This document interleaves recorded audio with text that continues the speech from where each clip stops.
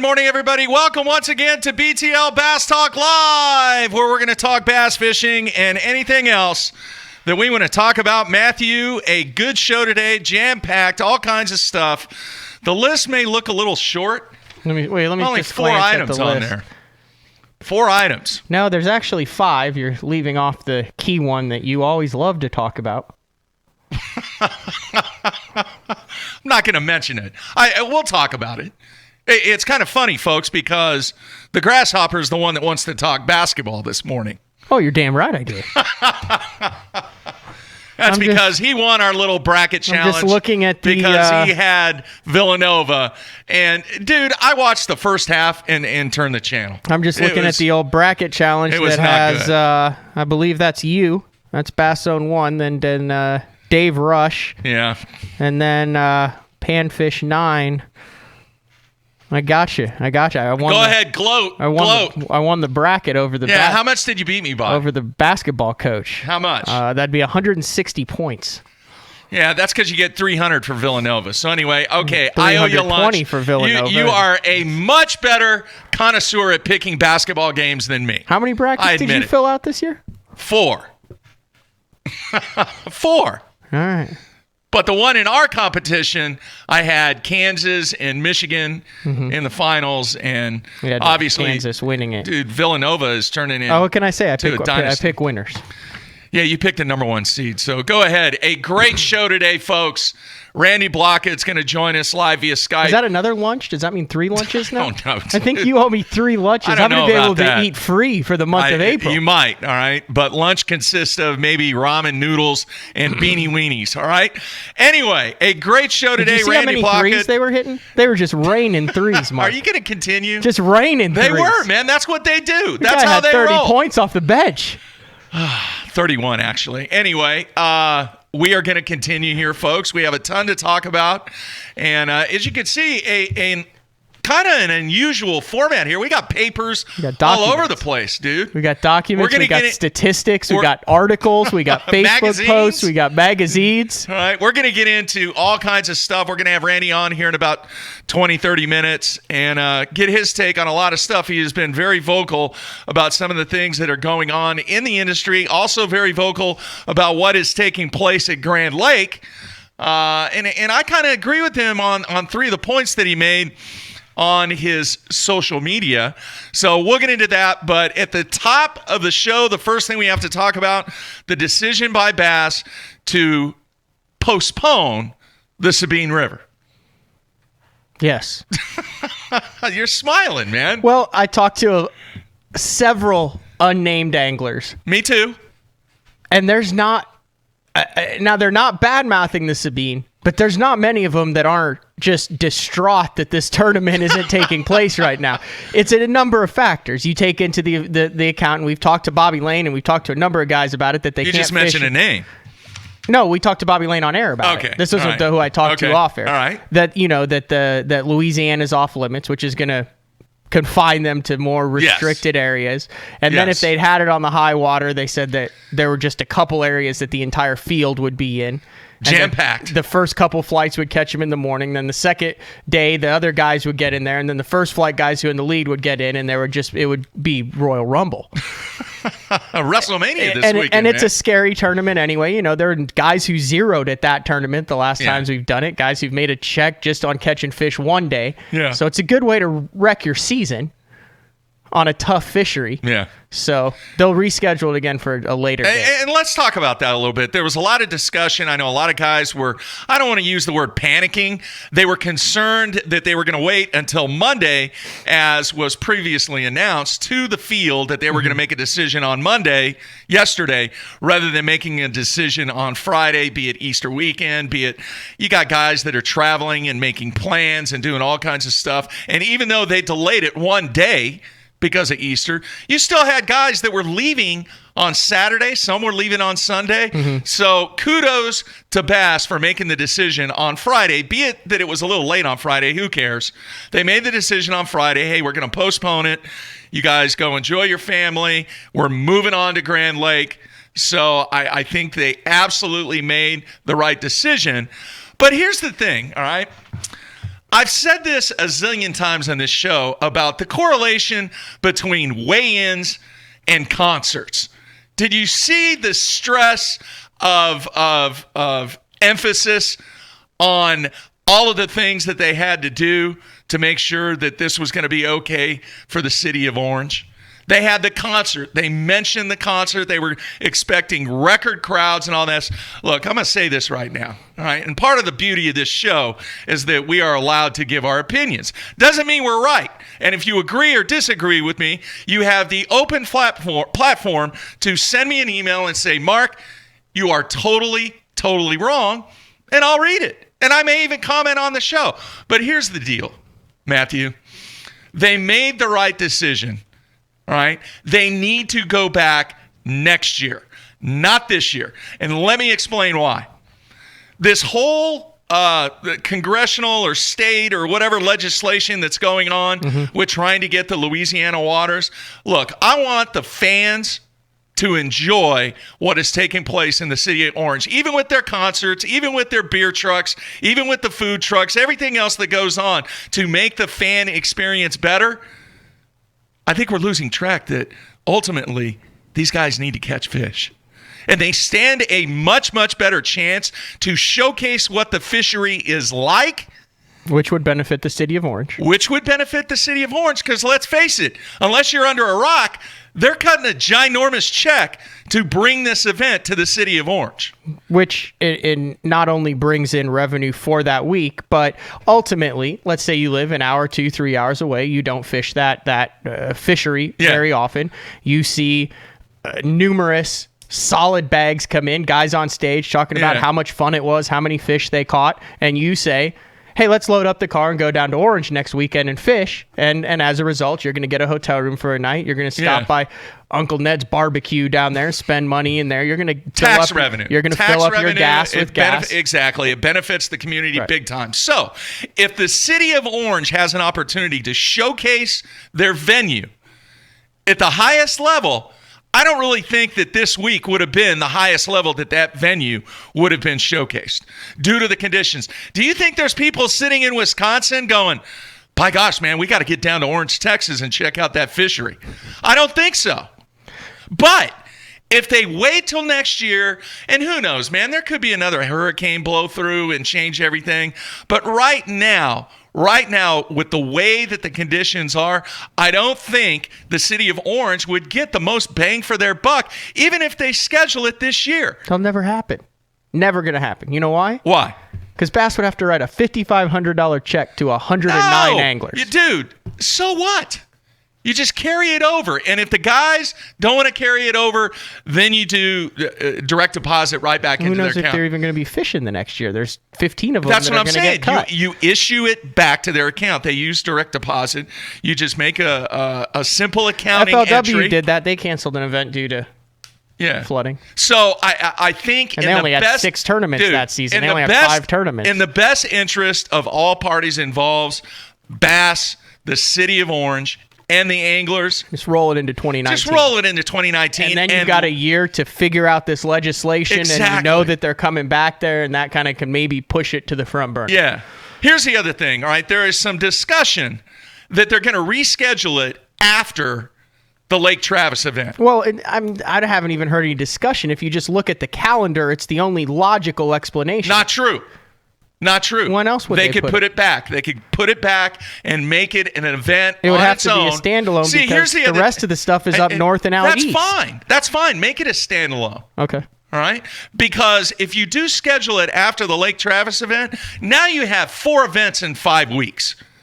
4 events in 5 weeks. They are professional fishermen. That is Don't what even they do. go down that path, dude. It doesn't matter.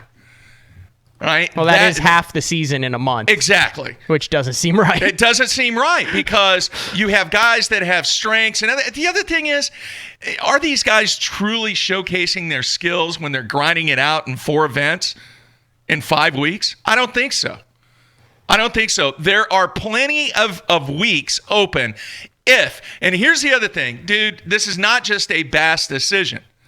People may think that, oh, yeah, well, Bass is just going to decide to put it in June 15th or whatever that week. No, there are many, many moving parts in this. There are sponsor commitments. There are commitments to the city of Orange. Mm-hmm. You got to get them to agree. They're the ones that cut the check. And who knows? They could have a June festival. Yeah, they could. Yeah, I mean, they have a calendar and a schedule. There's a lot of people that have to be there for this to work. I mean, that's why it's playing But out. I'm looking right at the camera. I mean, please complain. Please do not do 4 tournaments in 5 weeks, because I just don't think that's fair to the guys. I don't think it's fair to the sponsors. Right. I don't think it's fair to showcase what the city of Orange But has to offer. if they are bound and determined to jam it in this year, and you look at other organization schedules and the open schedules, they will be in South Texas, close to Orange, Texas, and the following week. That's probably when it's going to happen. And the thing is, a lot of those guys, not a lot, but there are a handful of guys who are already down there for the Brian Robinson tournament on Sam Rayburn. Right. So, excuse me. Now there's a bunch of guys who are fishing local derbies the next couple weeks. Where? I think Rojas is getting in on some action. I know Bertrand's getting in on some. I know a number of guys are getting in on some local derbies. Yeah.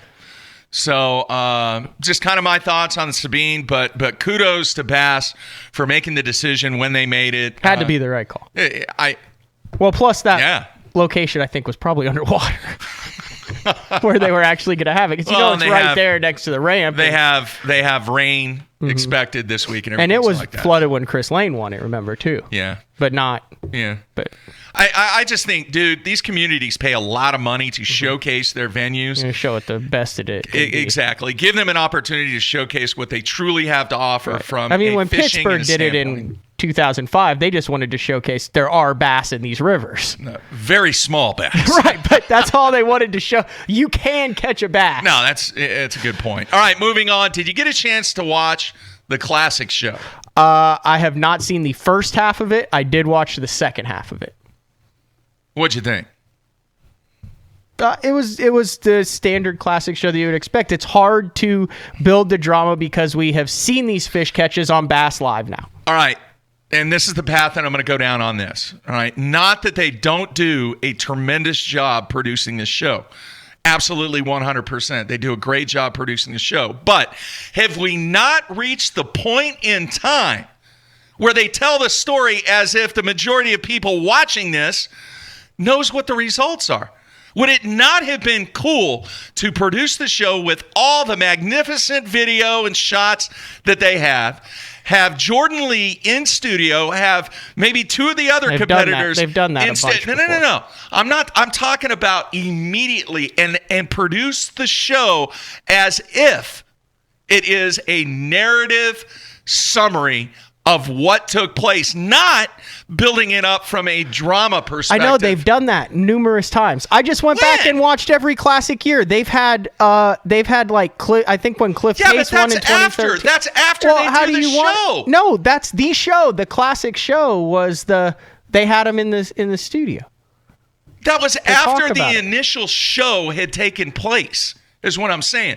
This was the first look on television of what went down at the Classic. No, I don't think. I think, okay. Why build up this drama about, oh my gosh, listen, I don't know what's going to happen. Because here's Is why. Christy going to catch him? Would you let me say, because I'm not going to watch it because I know who won. I'm still going to watch it because I want to see it and I want to see how they put it together and I'm interested in it. That doesn't take away the fact that I know who won, that they build the drama up like that. It's also on ESPN2. And it's 6:00 in the morning. That's fine. You can live in your little bubble that everybody knows who won the Classic, but I still don't think the majority of the people who watch that know who won the Classic. Totally disagree. When I watch this stuff on the Speed Network or something of a that Monster doesn't even exist anymore, or whatever, of the Monster Moto track on Fox FS1 or whatever that I know is a replay or something. Yeah, it's the biggest thing. I have no clue who wins, but if I get into it and they're talking about 2 guys in this race and stuff, I'll still watch it even though I know it took place. What'd you say? Monster truck pulling? No. Is it The motocross. Motocross. Yeah. I'll still watch it even though I know it's a replay. You've got a bunch of people who watch. Do you know who won? After I watch the replay. Are you a fan? Do you follow it constantly? No.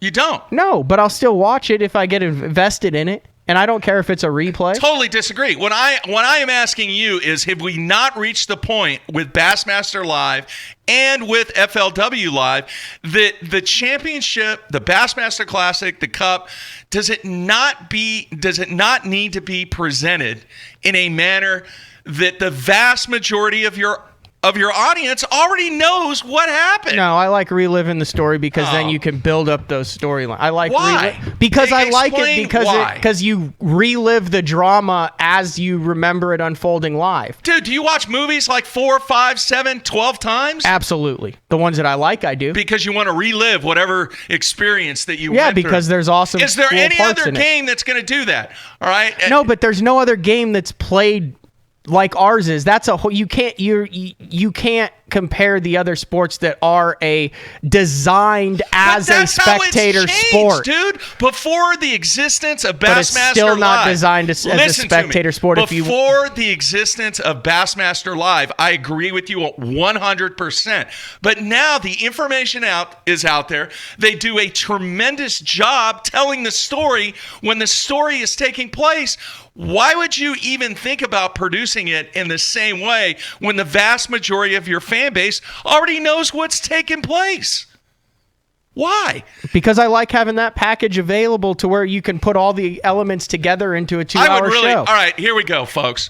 I would really like everybody else's opinion on this. So if you're listening on iTunes, if you're watching the replay, or if you're listening live, please send an email to me, mark@basszone.com.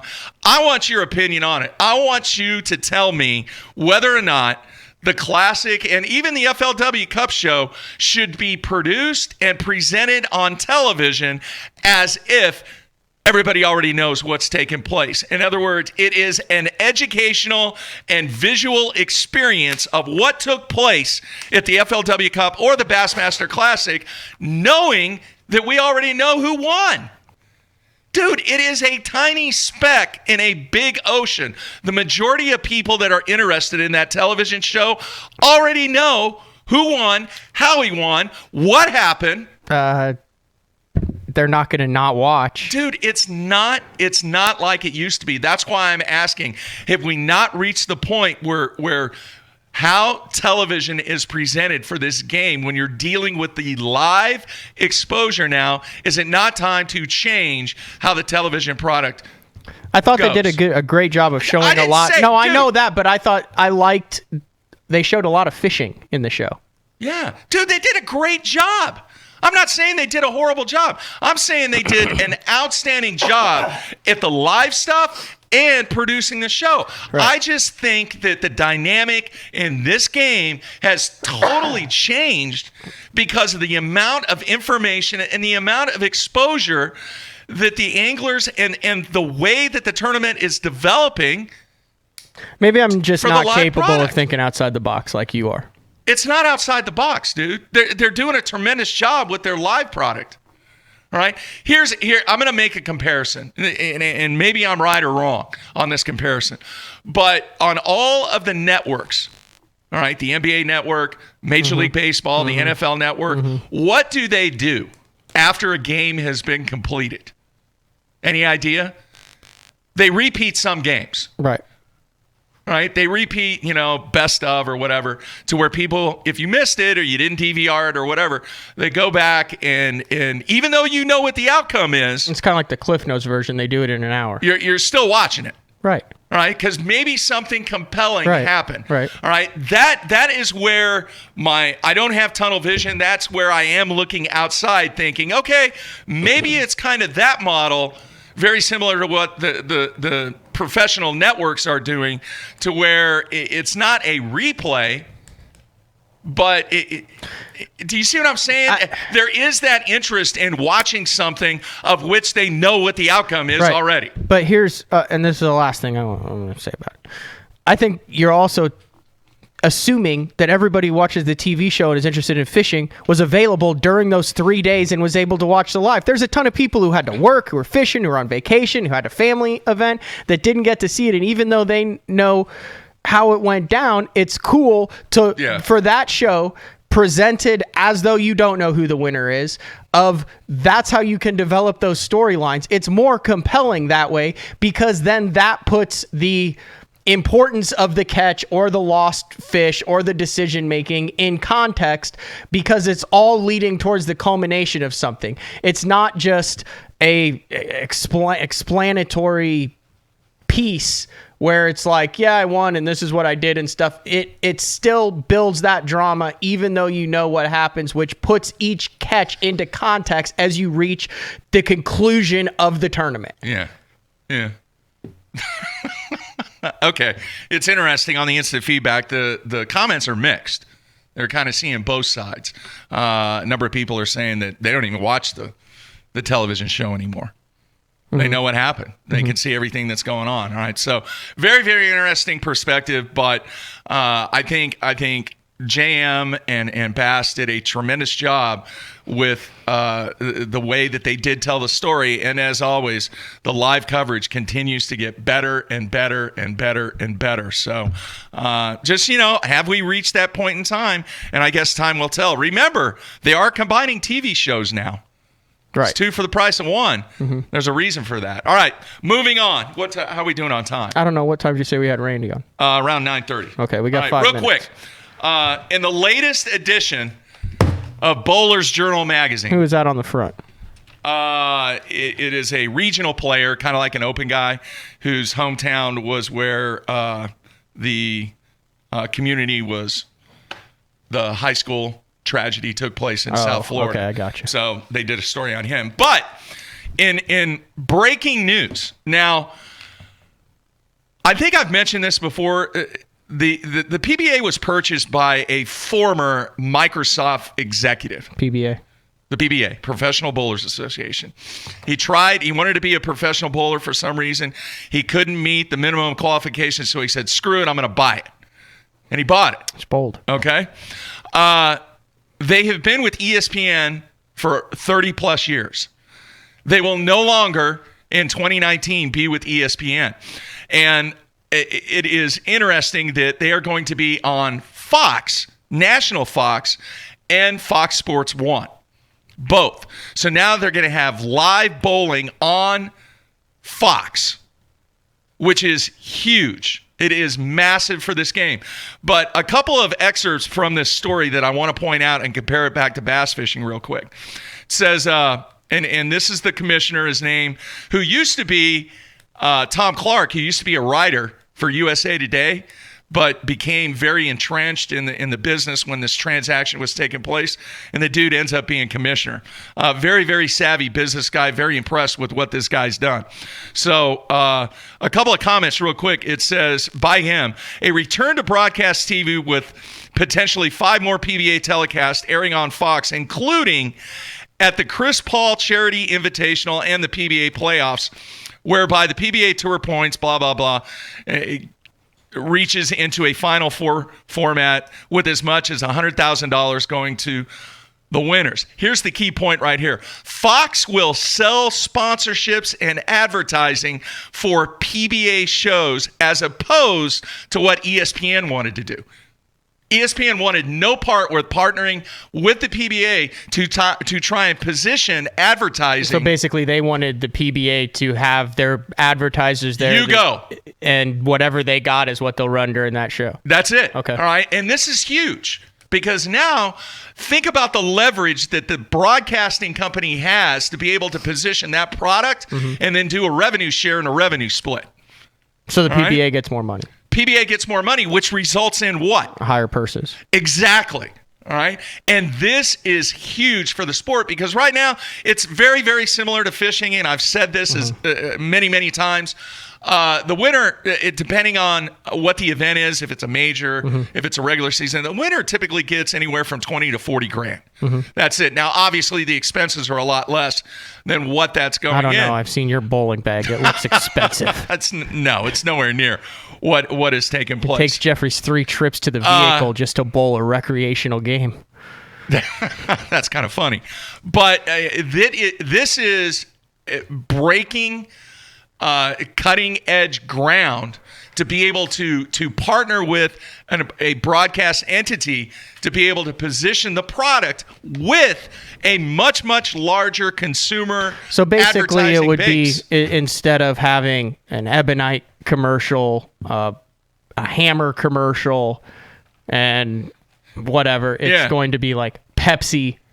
Could be. Something like that and then the they do a network revenue did split. instead of. All right, one last thing real quick. A quote from Clark once again. It says, Clark sees the potential for the bottom line to grow the extent of money that is added to the prize funds, but not overnight. There will be more events and a higher overall prize fund, but don't think anybody's going to become a millionaire overnight. All right? So he's very realistic on how this new relationship with Fox is going to build. Now, how I'm going to compare this back to bass fishing, they were one of the first elements of professional sports, gaming, whatever you want to call it, to actually put in a live element, a live streaming element where it's only visible on the web. It's called Extra Frame. It's been around for almost 10 years now, 10 years, where people pay $9.95 a month and they actually get to see some of the qualifying, and they can actually follow their guys favorite like guy. you trying to make the or whoever. It doesn't matter, all right? And you pay the $9.95. Oh, like if you're a fan of Rhino Page and you know he bowls his first couple rounds at 11 on Sunday. You can watch it, okay. all right? So they've made a huge amount of progress in being able to do that. So the internet coverage and the streaming aspect was already there, all right? Where they were lacking was television. All right, so what's the trend now on bass fishing, where we've really seen the majority of growth on the internet side, and not the television? Not the television so it's like side. a reverse and inverse. Is that not crazy? Now the PBA is doing very, very well financially. They had some rough times there, but this dude is doing an outstanding job from a management standpoint and engaging some different concepts, but getting that Fox agreement, and it's for 4 or 5 years. So they lose all the announcers and stuff that they they're gonna put in new announcers, and maybe the same guys that have done it. But now, is there a chance that we've seen similarities in these two games so many times? We've had Steve Wunderlich on there, to where the next television contract, because we were talking about obviously television with the Classic and everything, could it potentially be, I don't want to say duplicated, but could there be a model put in place that would actually benefit all three parties involved, the sponsors, the anglers, and the organization? Because the bottom line is, people don't want to say it, bass has got to be profitable. Well, isn't that they got to make money? What every single sports does? Every single sport does. Do revenue share? No, all three benefit from it. They try. Yeah, they try. But a staggering point in this game is that the guys are plopping down $5,500 or $5,250. The anglers are not on the same level as the network in the organization. You see what I'm saying? Yeah. All right, so the expense is greater. So this may be a trend. If it works for these guys, could it potentially work for what is taking place right now in the professional fishing industry? Because, dude, $5,250 or whatever it is, $5,300, $5,400, I don't know. A huge opportunity to maybe do some type of revenue share or profit share to actually get more engaged with television. I know you laughed at me last time I said, why not do live on TV? And you're like, yeah, they did that already. Yes, they did. All right, but structure it the way that these guys have done. Yeah, dude, it's freaking smart. It is, but it's also easier to show a half-hour bowling game than... It's not. It's 90 minutes. Well, yeah, but think about the Classic. If that was live and they had a camera on Jason Christie, it would have been 90 minutes of literally nothing. You're right. Maybe the weigh-in, I don't know. And that's what I said. That's why there's got to be something out there. And you see Major League Fishing trying to do it, and I know FLW has tried to do brackets and all that stuff in the past. So but very, very cool that's a good stuff point. there. That's a good point. We got through it. It's I don't know what type of time frame Mr. BLAUKAT is on. He's good. Yeah, we're going to take a break. And, right. We'll be back. Now, this is just this is an interesting topic because I know it's going on a little bit at Kentucky Lake, talking about some of the recent tournaments there. I was actually talking with David from the Outdoor Scoreboard over in Kentucky. He's like, dude, it took 3 pounds in the sticks, and no one had a limit out of 400 boats. And and I said, funny, well, man. I'm sorry, Gene Simmons is on CNBC. Why are you watching TV during the show? It just happened to be on. I didn't even know it was on. So we'll be back with Randy Block. I mean, Randy's been around long time, man. He in 1998 in an elevator in Greensboro, North Carolina, showed me how to trim the skirt on a flipping jig at the Bassmaster Classic. All right, we'll talk about That's a true story. All right. And we're also going to talk about Grand Lake. Get into Grand Lake here in a minute. All right, everybody stay tuned. We're back with Randy Blockett.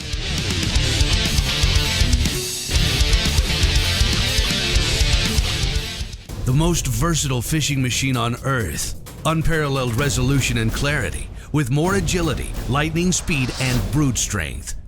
HDS Carbon takes rapid response performance and screen technology to an all-new level. Maximized power, maximized visibility. See Structure Scan 3D, new dual chirp sonar, new live network sonar, and more mapping options, all at the same time and faster than ever before.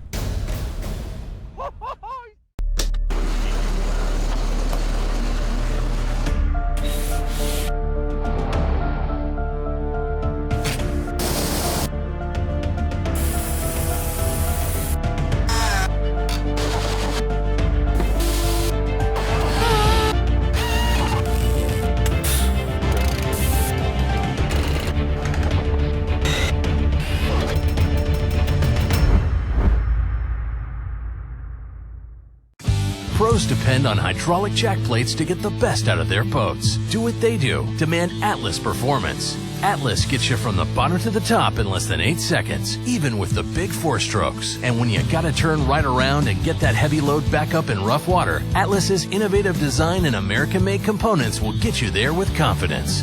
I'm at Depot. Just look for yourself. There's an Atlas jack plate on just about every professional's boat. The Atlas hydraulic jack plate. You can depend on it.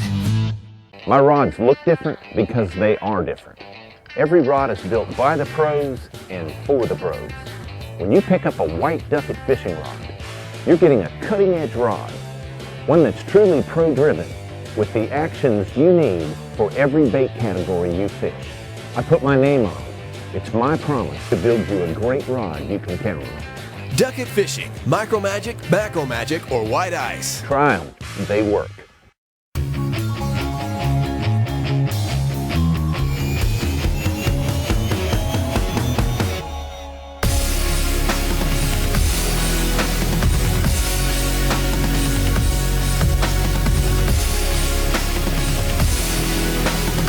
What's up, guys? Scott Martin here, Team AFCO. Hey, if you want to have a chance to fish with me at a lake near you, well, check out the link below. This could be a lot of fun, guys.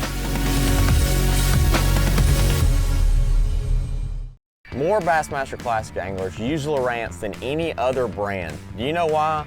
Because it wins you these. 7 consecutive wins by a Lowrance angler in the Classic. That's pretty special.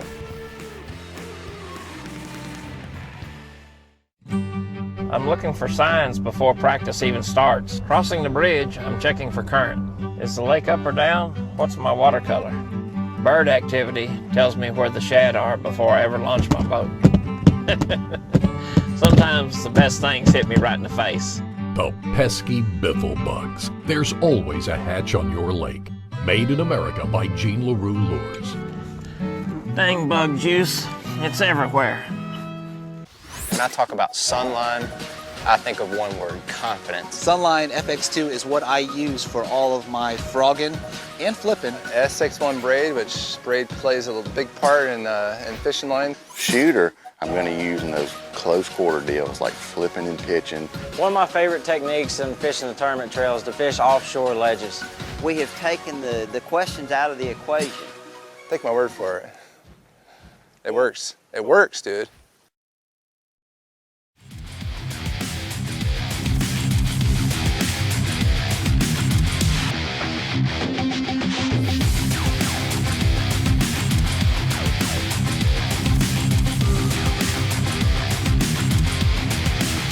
All right, we are back on a Tuesday, a weird weather day, Matthew. Yeah, it was super cold last night, and then it got warmer overnight, crazy, and then man. it was like warm and sunny this morning. Yeah. It reminded me, I need to go buy some more flip-flops. I threw away all my flip-flops. It's a good choice. At all. I have no pairs of flip-flops left, and now I'm afraid to go fishing in full shoes because they get that ankle tan that you get. There's nothing wrong with that. Make you look like you just crawled out of the crypt. Yeah, but you got take those your feet creepy off. toes, man. You got like 6 foot long toes. Ugh. I can't. I can tie a Palomar knot with my toes. It's the longest toes I've ever seen. All right, we're ready for our guest. How about that intro, Randy? Yeah, Randy, Randy, you there, sitting over there going, okay, let's talk about Grand. You there? You there, Randy? Yeah. How you guys doing? Doing good, man. Thanks for taking time out. I was looking at some stats, and I was looking at your career record and some of the things that you've been involved with, Randy. I was actually doing some research on the next documentary that we are working on, and some of the footage that I was watching was the 1992 Bassmaster Classic. Yeah, the one Robert Hamilton won. Yeah. You look like a young pup, dude. Yeah, it's just unbelievable how the time flies, man. It just seems like yesterday I was just in a bass club back in Joplin, and here it is, 40 years later. It's just incredible. That time goes by, man. You have been very influential on a lot of anglers over the years, and having been in this business for 30 plus years, you've recently came across some statements on social media and on some other things. And that was part of the reason why we wanted to get you on the show. You've always been very vocal. You voice your opinion. And there's a couple of situations that here recently we wanted to get you on and talk about it. One being Grand Lake. The subject, obviously, with us being here in Oklahoma and Grand Lake being very special, you pointed out 3 areas that a lot of discussion about the last Costa that took place, how the weights were not like they have been. So I really wanted to get more in depth on the 3 subjects that you brought up, or 3 reasons why you think things are taking place at Grand Lake, and especially with the Elite Series getting ready to make their next stop at Grand Lake. Is this something that is just a cycle, or is it really due to the 3 things that you mentioned in your social media post? No, there's always going to be environmental factors that, make a bite hot or, make it tough. I mean, water level, water clarity, weather patterns, just everything like that adds up. But, I fished Grand Lake since the 1970s, early 1970s. Like I said, my parents had a trailer house down there for 30 years. I was down there every weekend, probably spent as many days on the lake as anybody. So I've seen this evolution of it, throughout the period. And it's not just something that's happened, here recently. I mean, it's something that's been going on consistently. But basically, with the construction of the Wolf Creek Ramp, the Bassmasters Classic coming there, the FLW2 are making appearances there, and the big push by the city of Grove to draw tournaments into the area, that's contributing to that. And Grand's not a lake that fishes large, it fishes small. It's not a lake like Rayburn that has a lot of size and offshore vegetation that the fish can get in, and it just cannot sustain that type of pressure without seeing some impact. Now, are the days of 20-pound bags gone? Absolutely not. You're still going to see them. But I've always been an advocate. You hear tournaments say, it took, 80 pounds to win this tournament Grand. I don't really care what it took to win the tournament. I want to know in a professional tournament what the bottom third of the weights caught were, because that is a true indication, in my opinion, of the overall quality of the fishery as far as when the weekend angler comes down there. So that's sort of the statistic that I look at these tournaments. Randy, I went back and actually pulled off the Triton, the Nichols Triton team tournaments that they had in March, going back to, I think I went back to 2006. So you're looking at like the past 12, 13 years here. And obviously that's a team tournament. for those who don't know. It's about a 300 boat team tournament that they have 3-4 times a year. And I was just curious as to, the weights what it took to get a check in that, because right before that Costa, there was also, and we talked about this on the show, there was also a team tournament out there, and I fished it with Kevin Ledoux, and we caught 3 squeakers, and we're like, we'll weigh them in, and we finished 71st with 695 and went, holy crap, they were not biting. But, you go back to 2006, it took $8.99 to get a check out of 306 boats. That was 74th place. And then in 2008, it took 3.4 pounds to finish 71st. In that one, that must have been a really tough one, because 6 pounds got you a top 30. And then in 2010, 582 in March got you 67th place. Then in 2012, it took $15.97 to finish 75th. And then it took $11.88 in 2013. That was Billy Lemon's 12.28 largemouth tournament. Then $10.44 in 2016, and then $8.20 this past year, and $7.22 in 2018. So kind of a fluctuation, like you said there. But obviously, it seemed like you've been fishing it longer than that. Are you talking about going back further beyond just the past 10 years? Obviously. Well, I'm comparing a lot of it to what I saw in the 80s and 90s. Yeah, that's before I was around. Pre-GPS day, because, back in the early to mid 1990s, I was fishing deep out there at Grand Lake when nobody else was. Nobody fished deep at Grand back then, because you had to triangulate, you had to find these spots by accident, you had to do map study, and all those spots now you can find them in 1 hour. But a lot of those weights that you're talking about, to get a check weight there, a lot of it just depends on the situations leading up to the tournament. Just like the Coast event, we fished down there, I think 3 years ago, when every fish on the lake was on the bed. That was literally every fish on the lake was in 3 foot of water. Water was clear, you could see them everywhere, and everybody caught them. So, some of that stuff you just sort of have to take out. But I'm talking about the overall ability to go down to Grand Lake and catch a good bag of fish for the average angler. That was sort of the point of my article. One of the things that I thought interesting was the willow habitat that you mentioned. That I believe you said in your post, was it that you believe has lost nearly 75% of its prime famous willow tree cover due to developers clearing shorelines over the past 25 years. Yeah, when back in the late 80s, mid 80s, I'll take for example the best stretch of willow trees on the lake that's basically gone now. You could put your trolling motor down on Sailboat Bridge, and you could troll all the way to Cary Bay, out of Cary Bay, almost to the mouth, or not the mouth of Honey Creek, but almost to like a mile and a half from Honey Creek, and never pulled the trolling motor up. There are literally willows every flat bank in that particular section now, and probably, like I said, 75% of that stuff is gone now. They've had developments. They went in there, cleared the shoreline out, took out a lot of the prime habitat out of the lake. And one of the things about Grand or Lake of the Ozarks, any of the lakes like that have docks on it, this is sort of one of the issues with Grand Lake, is that dock fishing is tough for the average angler, because if you're not fishing docks, if you're not fishing docks, in behind docks, brush around docks at Grand or Lake of the Ozarks, it's hard to catch quality fish a lot of times of the year. And for the most part, the average angler can't do that. They can't skip a jig 20 foot back underneath the dock where those fish live a lot of the times. So, it basically made the fish a lot more difficult to catch over the years.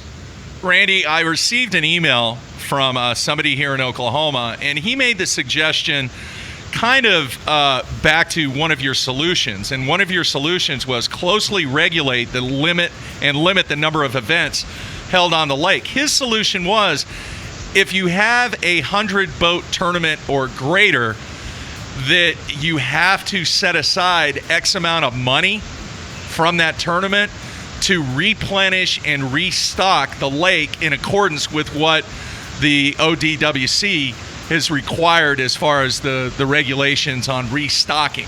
What do you think about that? Absolutely. I mean, that's the whole thing about the tournament situation at Grand down there is that first of all, forgetting that, I get it why, the chamber and the city of Grove wants to pull events into town. I mean, it's good for business. Everybody makes a business at it. But in the long term, if you look at that 20, 30, 50 years down the road, the ability to sustain that type of business and to sustain that type of interest into tournaments coming to Grand Lake totally revolves around the quality of the fishing. You're not going to pull those big events into town if the fishing is marginal or seen as a decline. If you have a strong fishery, everybody works together to maintain that strong fishery, you're going to have the economic boom that comes with it, and and the fishing part of it. But absolutely, what you're talking about, the stocking program, the habitat. I mean, if you don't have good habitat, you don't have anything in the lake. But a combination of stocking, habitat, increased awareness on fish management, the ability to lessen stress at weigh-ins, the time of the year, strategically having these tournaments at times of the year where the fish are not stressed at the most. Get rid of all the June tournaments at Grand Lake. Those are fish kills. Get rid of the fish to the tournaments during the spawn, and sort of manage this thing from an economic standpoint and from a fisheries conservation standpoint. And I think that that's going to be the whole key to sustaining it. Well, let me ask you this, Randy, from a business perspective, as long as Grove and the community of Grand Lake continues to write those checks, people are going to keep coming. Why not action from the city that says, okay, here, we're going to give you this big fat check, but you know what? You need to put X amount of dollars back into the resource. Absolutely. Excellent idea. I mean, whether it be habitat, increasing habitat in the lake, or stocking programs. I mean, that is like an outstanding idea. And I don't see why the city and businesses can't jump on that. I mean, it's just a win-win for everybody because, here's the thing about that.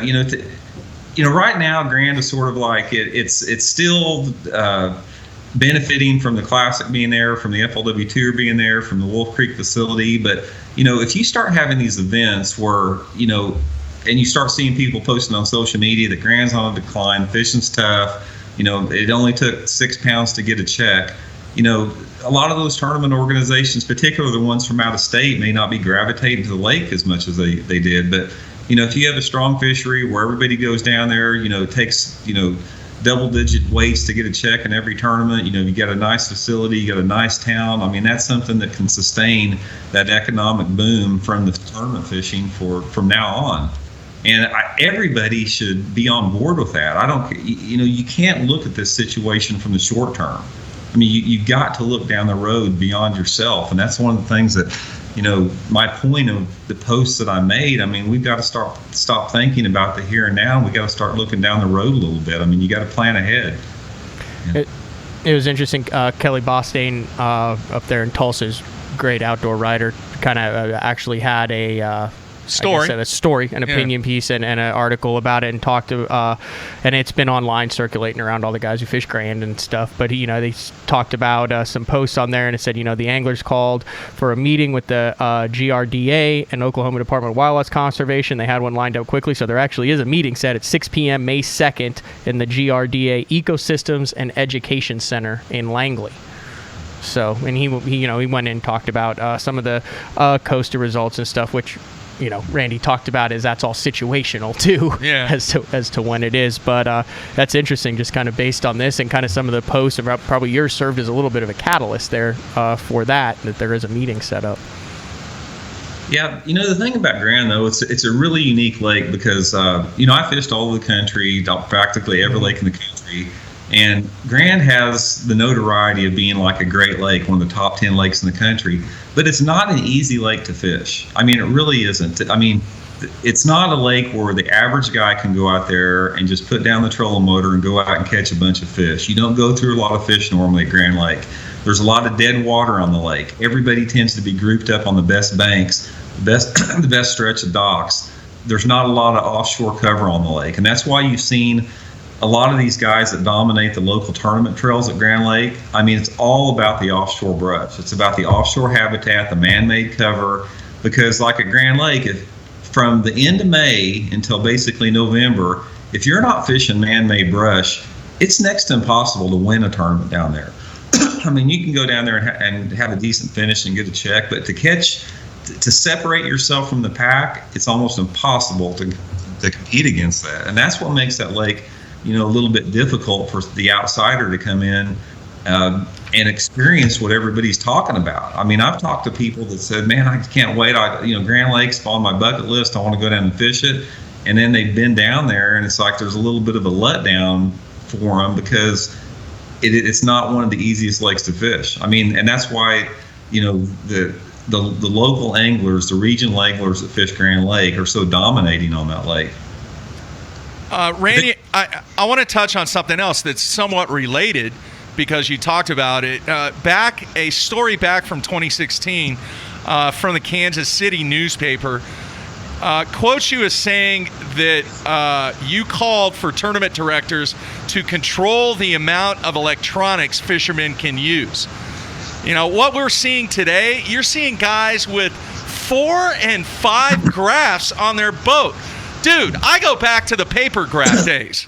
I mean, Yeah. is that really necessary? And do you still feel that way, that there should be a limitation on the amount of electronics during a professional tournament? I'm all over that, and I know obviously the electronics manufacturers are going to cringe when I say this, but the sonar technology that we have and that we've seen over the past 5 years, it's created probably the most unlevel playing field that I've ever seen in the history of the sport since I've been here. Because what you're talking about there, Mark, you're talking about guys that have the 4 units on the boat.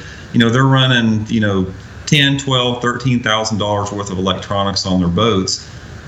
Most people can't afford that. I mean, that's out of the range of the average angler. And you got to ask yourself, where is this going to end? I mean, the technology is increasing so exponentially every year on the sonar side. I mean, is eventually we just going to have a clear visual picture of a bass down there, just like watching a video of it? I mean, where does it end? And that's why I would like to see tournament organizations limit one sonar unit on the console, one sonar unit on the up front on the trolling motor, and just try to make it where you don't have you don't put some anglers at a financial disadvantage, because that doesn't happen in any other sport. I mean, any other sport has equipment limitations, and I think we should as well. I mean, I don't think it's been a good thing for the sport as far as seeing the younger anglers coming up, being able to compete with some of the guys. And a lot of the people, they don't even try anymore. I mean, you got some anglers. Jason Christie's the prime example of the Classic. He says, I know I can't compete with Brent Earler offshore, so I'm not even going to try. I mean, I understand that mentality because it's a little bit overwhelming. I mean, there's guys out there that they don't even practice in some events. When the fish are offshore, they don't even make a cast. They idle around for 3 days. It's legal. I'm not saying there's anything wrong with doing that, but what I'm saying is that you get some guy that works an average job and has a dream about being a professional, not even a professional angler. Maybe they just want to be a BFL level angler. And it's everything that they can do to make ends meet, to pay their mortgage, to feed their family, but they still want to do this. This creates that unlevel playing field that I think is not good for the sport at all. I agree 100%. We've talked about that. I've talked about that on the show. I really, really like what they used to do in the Classic, where they would limit the amount of tackle. They would limit the rods. Yeah. It was an equal playing field to where your angling skills truly were showcased. And that's what we've had. That's the problem that I have seen, because I have been responsible for some of those rules created myself. Is that when you come up with a creative advantage to try to find or catch bass, like I'll say accessing hard to get areas, why is it illegal for me if I want to get out of my boat and drag my boat across a mud flat? Why is that illegal? But at the same time, somebody can have $15,000 worth of electronics on their boat, and some other dude can't even afford, a $300 flasher. I mean, that's a lot of the rules in the tournaments. I think they need a close look at, and they need to be geared to leveling the playing field. And right now, we're getting away from that completely. I mean, the playing field is more unlevel, whether it be from these the people that have the advantage on networking in these tournaments, to lure and equipment technology and the money that comes with that, to pre-fishing, to whatever. I mean, if you're talking about having 1 unit, 2 units per boat, everybody's limited to 7 rods. Put some limitations in there that don't allow these people that are financially independent to have an advantage over the people that aren't. I mean, go back to the skills, go back to the intuition, to the instincts, to the primal side of the fishing. I mean, that's what I want to see, because to me that's what it's about. It's not about who can go out and side scan a ledge and put a GPS waypoint on there and cast over there and catch it. I don't like the direction that's going in. Randy, you and Mark need to have lunch. You need to sit down and talk. It was probably about like a year and a half ago, 2 years ago, you did that whole show. Mark did an entire show, and he actually, he was a professional bowler for a couple years. Mark was on the PBA tour, and he went back to, he had this whole hour-long show about every angler using approved equipment that is approved by the organization, where they have basically the lures, even down to the lures, are approved. So everybody is fishing with the same starting point, the same electronics, the same boat, the same rod. Not the same brand. No, right, but the same approved type of thing, so no one is way whack out as far as electronics or lures or information or anything. And then it's that anyway, it was a whole show on level playing fields. Randy, and it's his generation would suffer tremendously if those rules were in place. Yeah, I mean, he doesn't even know what triangulation is. I absolutely know what triangulation is. Yeah. I was on the water with Harold Allen for about 150 days. I know how to Texas rig on a true turn hook, and I know how to triangulate. With a little rust, and throw a pistol grip. Well, yeah, no, I just, that's sort of the sore spot with me, because I see it every tournament, and I'm around a lot of guys that have dreams about being tournament fishermen. I'm around, especially kids. I mean, I'm around a lot of like those 14 to 20-year-old guys, kids that have this big dream about doing this, and so many of them, they cannot afford to compete at this level. It's just like pro bowling. I mean, you take Jason Belmonte and put him back in 1980 against Mark Roth. Yeah. And Mark Roth, I mean, it's the level of competition with just with the whole thing about that has just increased so much that it's unrecognizable, and I don't know. Like I said, I just think this whole sonar, GPS, side imaging, down imaging technology, and the pricing of it is I don't think it's a good thing for the sport. I really don't. And before you're saying that Randy's old school and times have passed him by. I mean, one of the youngest, I guess, young guns on the tour now, and we did a story on him. Mark, you're kind of intrigued with them. Is Sheldon Collings. Actually said that you're his biggest mentor, and one of the big reasons that he's doing what it is today. He's like 19 years old, and he's into all that stuff too. So, I mean, you are definitely in touch with you talk about that with the younger generation. I mean, what have you told him about, all of that stuff?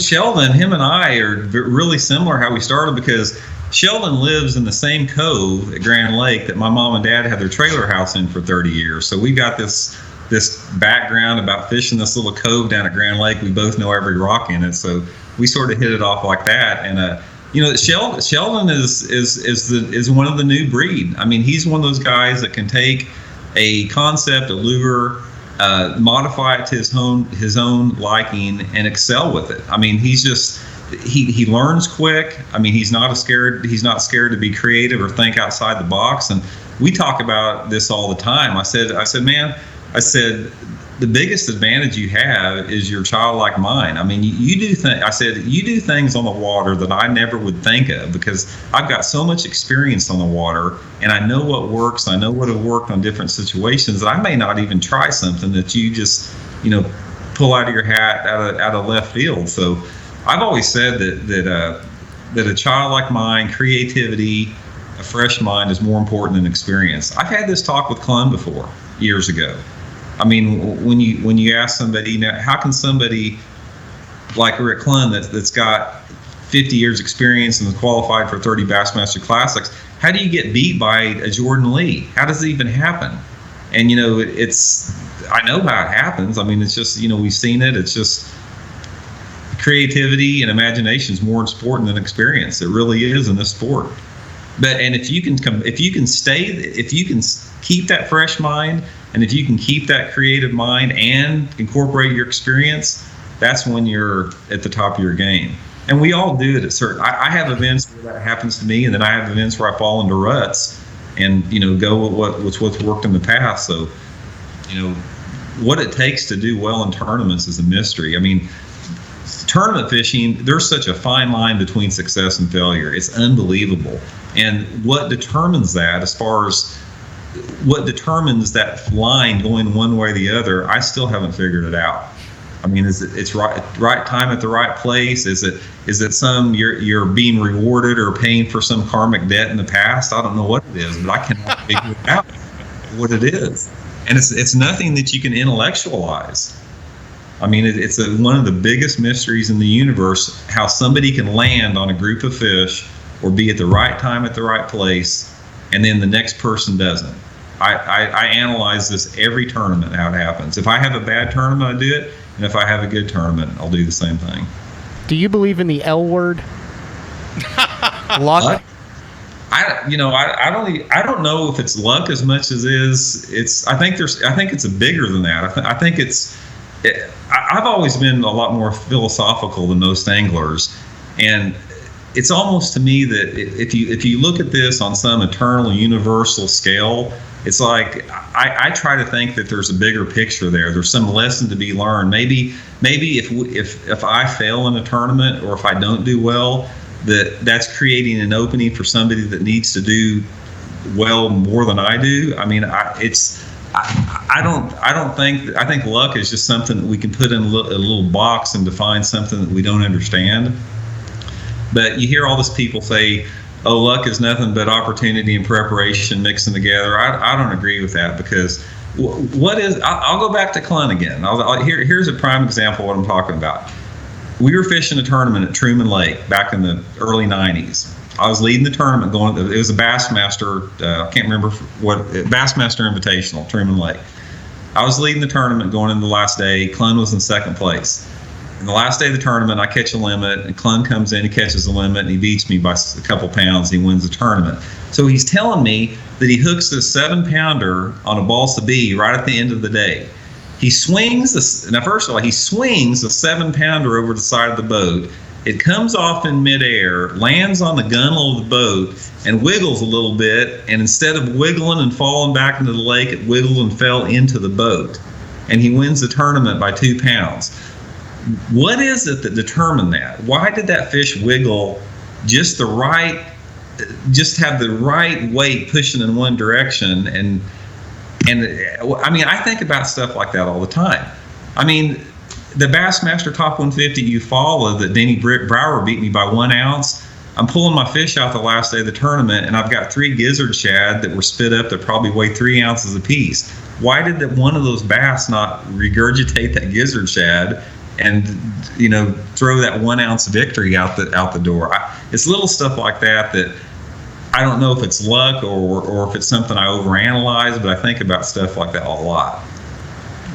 If we were to put together a symposium, now I'm just talking off the top of my head here, of who you would consider to be the 3, outside of yourself, the 3 deepest thinkers in the sport. Not just must catch fish. We're talking like what you just talked about. 3 guys that then maybe some are off the radar, because I'm so into this. Jeffrey's will attest. I mean, I am really into this stuff. Who would you put in on that list?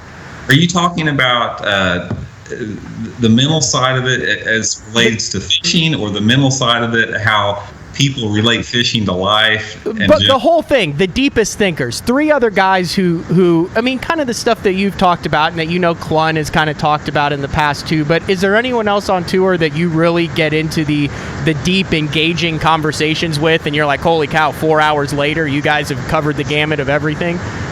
I haven't really, not really. I mean, I can't really think about that, because what you have in this situation is when you talk about the mental thinkers, it's all about belief systems, because you can take somebody that comes from a Christian background and somebody that comes from an agnostic background, or somebody that comes from just a neutral background, and they're mental. Everything that they do is mental, and they relate that to their belief system, whether it be a religious background or whether it be a more agnostic background, Native American or whatever like that. So you got a lot of anglers. You take anglers like Mark Rose, who's a strong Christian. He talks about it all the time. And you take other anglers, like Clun, that may be more on the agnostic side, and he's got his own viewpoints on that. So everybody has a mental part of it based upon that. And some guys don't. Some guys,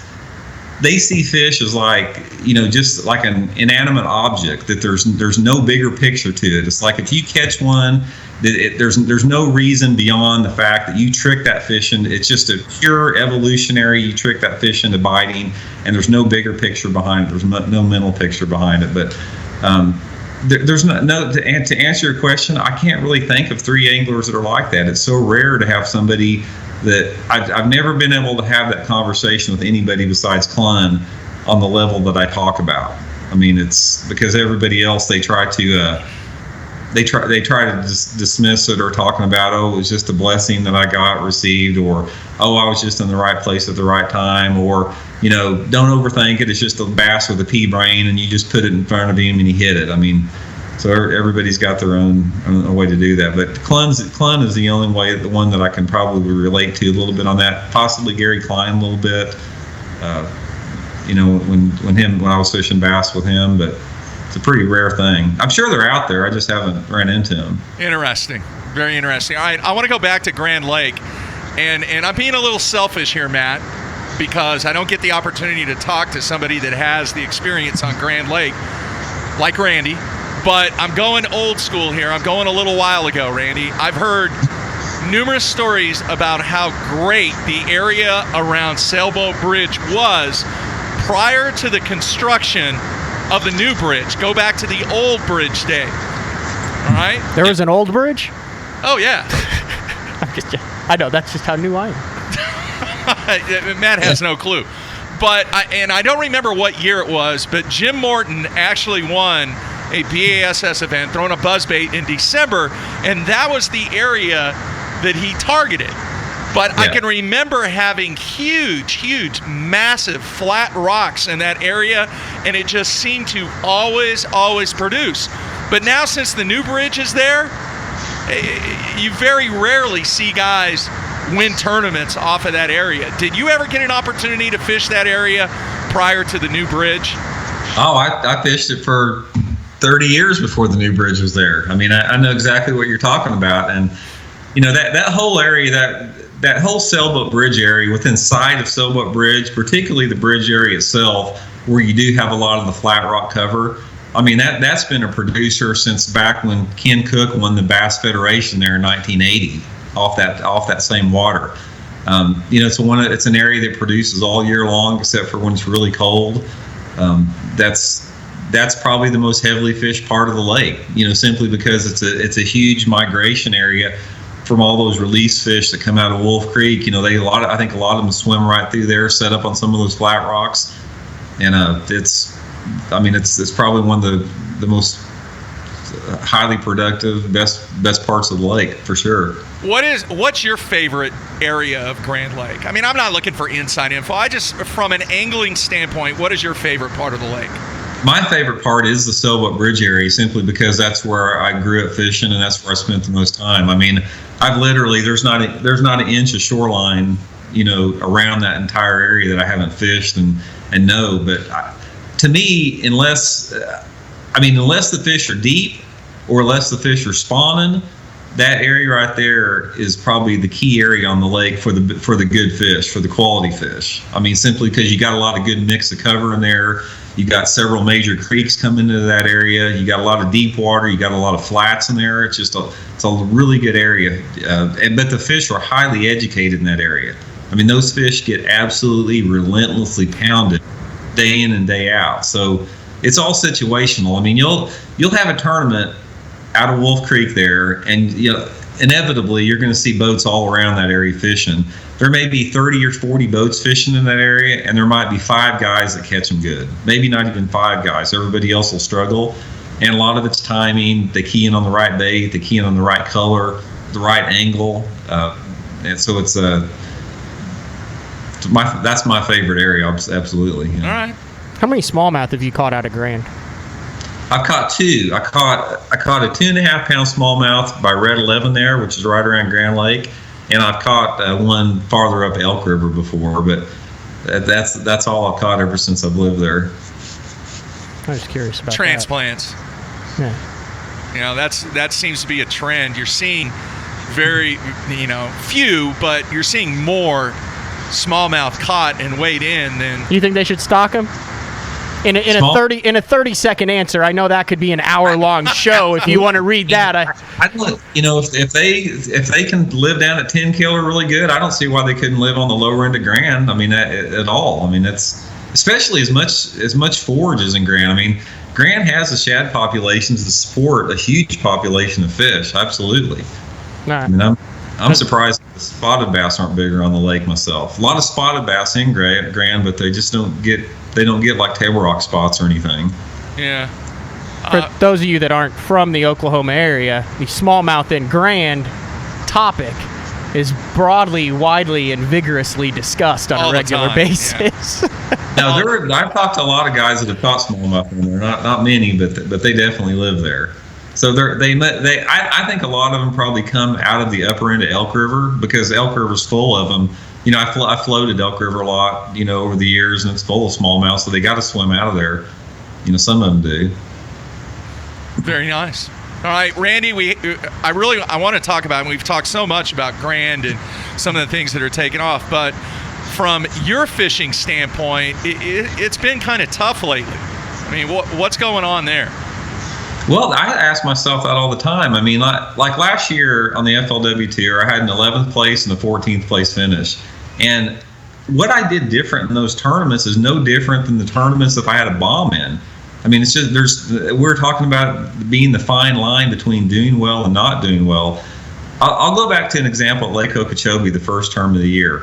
I found an area the last day of practice on the main lake that had some dirty water, dirtier than most people were fishing, and I caught a really big bag of bass the last day in that dirty water, offshore vegetation on a chatterbait.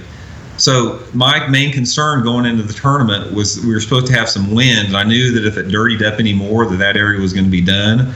So we had a little bit of wind. I got in there the first day of the tournament. There wasn't anybody within 2 miles of me fishing. I didn't see anybody. I roll up there. The water had actually cleaned up just a little bit.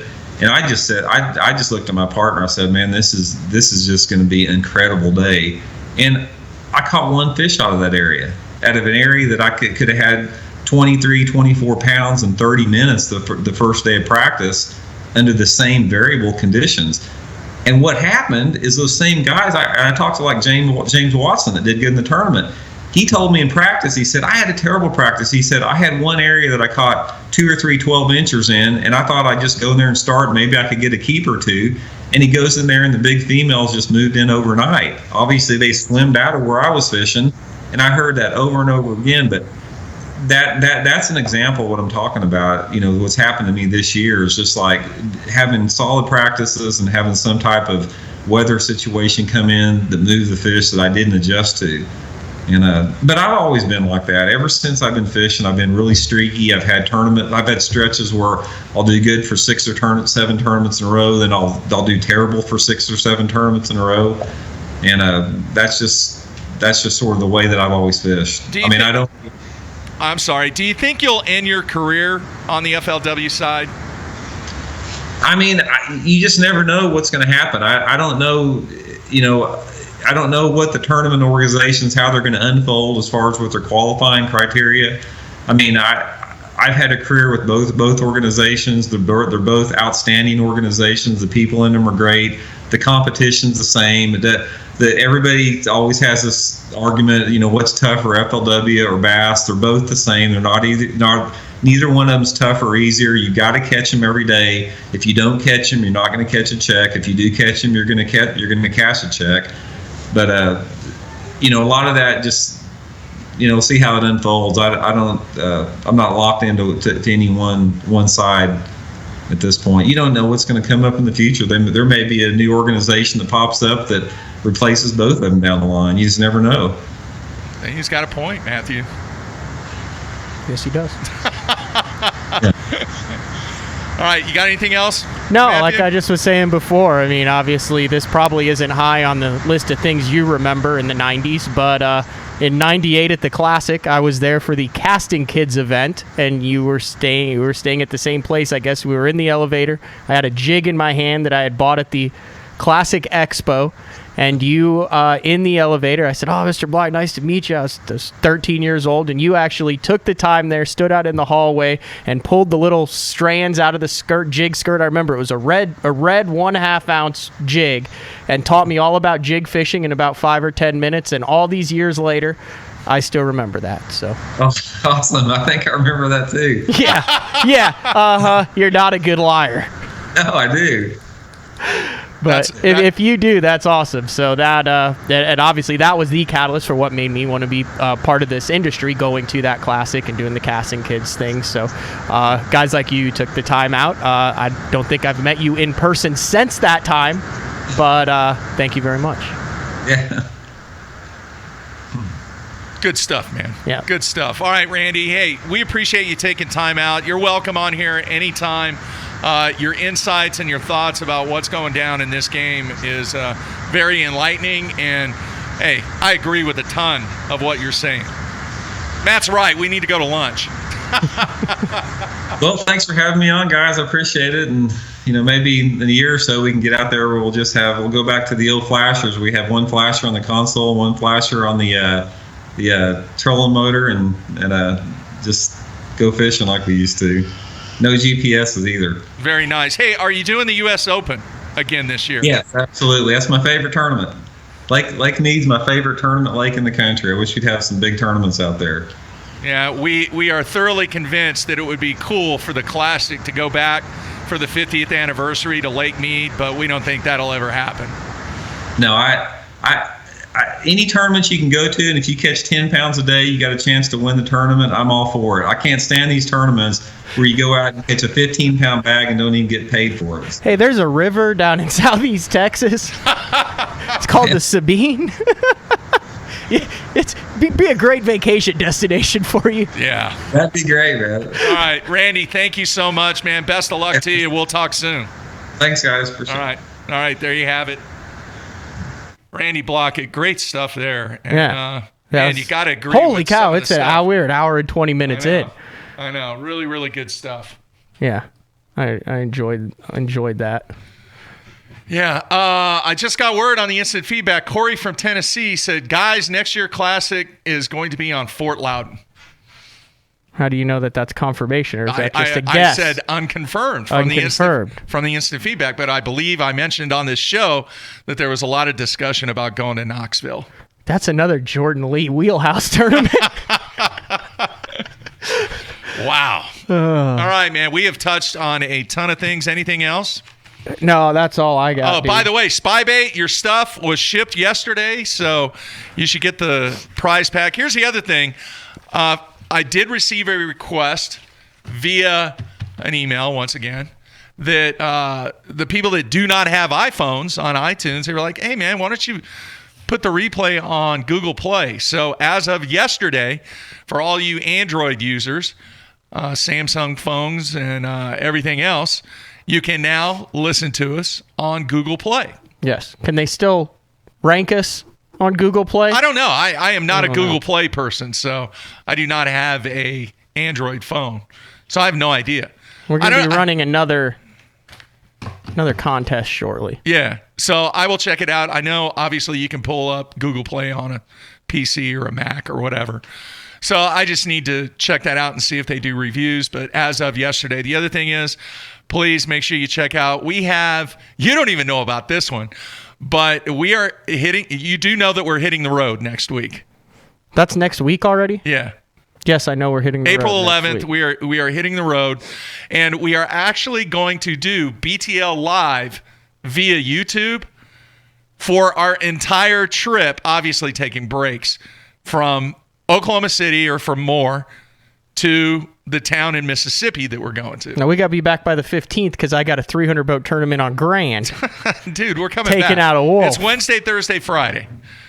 Okay. All right, and you can go fish all you want to at Grand and enjoy the festivities and everything else. So we are, and I'm working on getting it set up, but basically it's going to be open topic to talk about whatever we want to, because it's just going to be one single camera, and then you'll have your cell phone, Matthew, to take instant feedback questions, and we will just talk about anything that anybody wants to talk about and go from there. You look so excited. Yeah, but okay. I mean, hey, you're the boss, so. You're the boss who owes me another lunch because why? You're a much better picker of basketball, of college basketball, than I am, because you kicked our butts just because you picked the number 1 seed in the entire tournament. But that's okay. I thought Virginia was the number 1 seed in the entire tournament. I thought it was Villanova. I could be wrong. I don't know. You're wrong about who was going to be in the championship game on one end. I know. I could have been so close. You could have had Michigan versus Kansas, and Kansas wins, and you look like a goat. Instead, I'm buying you lunch. I'm here gloating. I know. All right, everybody. Thanks for a little bit of a long show today. We went OT a little bit, but want to thank you Randy always BLAUKAT. say, don't look at the clock. Yeah, that's the beauty of this show. So we will be back on Thursday and same time. And once again, want to thank Randy BLAUKAT for his opinions and his thoughts on what's going down. And that's about it, man. We are getting ready for Grand Lake. No Sabine. Hey, there's a Costa going on this week. Where? In Eastern. It's Santee. They're going to absolutely smash him. 30 pounds. A day? Someone will have a 30-pound bag if it's right. Oh, yeah. Yeah. It hasn't been right. It wasn't right last week, apparently, according to Dave. Yeah. Who's our We'll Santee see. authority. We'll see. All right, everybody, back on Thursday. Be safe.